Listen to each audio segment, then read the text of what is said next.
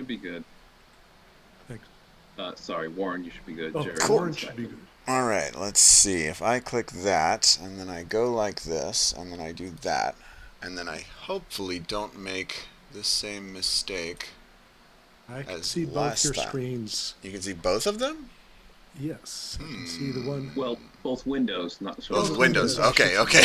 I was Yeah, like, yeah, yeah. Sorry. got it, for sure. Yeah, I don't want to. I don't want to know what you got on the other screen, man. Well, mostly it's monitors and all that other junk, so nothing too exciting. All right. So yeah, I guess Wait, the wait. Should I start the recording? Are you going now? sure. Well, I mean, yeah, unless we got anything else we want to check in about before we turn Okay. the cameras on. I, Yeah. I'm gonna start the recording then. Sure. Recording in progress. Indeed. Yeah, so last week we were going through we were going through the repo a little bit, and then also this sort of other paper on the side. The repo specifically being Entropix, which is in one of these tabs here, and I really wish I could make this little gray thing go away. Can I make it go away? Hide video panel? No. I don't think I... Okay, but now it's behaving very... Oh, I can just move it around. Okay. Just move it over there. That'll work. Okay, one moment here. Show video panel. Okay, we're good. So I need to find if I have the actual repo. Oh, I do. It's over here. So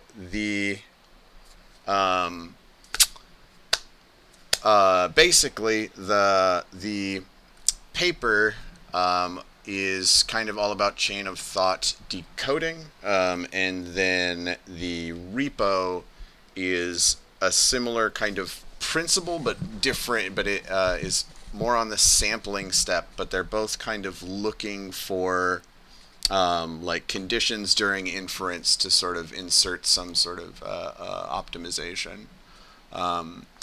I haven't actually read much more of the paper than I did last week, but I have found a couple of interesting, I guess, additions since then, and then I managed to stumble my way into a group chat with some of the core developers of Entropix. And that is how I learned that actually currently the latest update is it would not compile with the JAX JIT, or it was either Torch or JAX that would not JIT. And so I think the XJ is having to rewrite it all from scratch. So, as one does. But some of the cool stuff that I managed to find with relation to it is I made a few like mermaid charts just as like kind of a guide, because I know last week we were kind of looking for what was doing what, so I was thought that this might be a little bit more helpful. And then the particular thing, oh, I really hope I'm not out of TPU. But the particular thing that is interesting is there is this little collab notebook, which has a 360M model. It's the small LM, and then it's kind of showing you the entropy and varentropy as it generates, and then where it sort of like kicks off one of those sort of 4 quadrant states that we saw last time. So I thought that was pretty interesting. And then I have a couple of resources of and then one of the folks over there has been well, 2 of them. I'm trying to think of what the thing is, but there's another branch. I don't remember exactly what the difference is off the top of my head, but I know there is like a a significant divergence between main and then frog. So we can probably look around through that as well. And then also one of the other folks in the group chat is, I believe somebody was playing with tuning the thresholds, and I think they cut actually a few of the parameters that were previously getting changed that aren't anymore, and they were finding that they were not, they had like similar performance, although I think we're still working on benchmarks too. Yeah, I guess those are kind of the main updates, and then obviously I've found a few more papers, but I think kind of the sentiment that we landed on last week with regard to the paper was that the kind of the metric that they were using with GSM 8K, using that as the scoring mechanism, at least from the other folks that I spoke with, it seemed like kind of our thought that like you kind of need a GSM 8K to do that kind of measurement, or you need something with this very clearly defined right answer, and that seemed to continue to hold true. But we could go.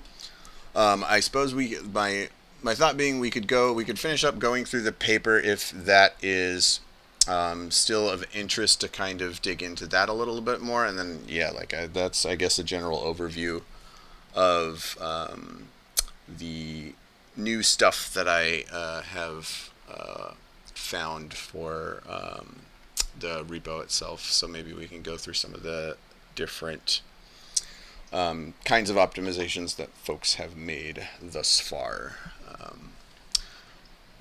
But yeah, if anybody's got questions, go for it. Yeah. So what's the summary? What's the one paragraph summary of the paper, the chain of thought reasoning paper? So the chain of thought decoding is the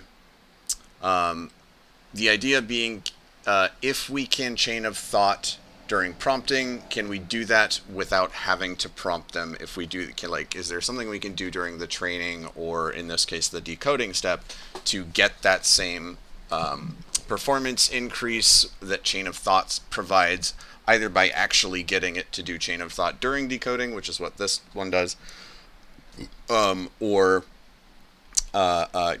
performing some other optimization that allows for extra reasoning without having to modify the prompt. But yeah, go ahead.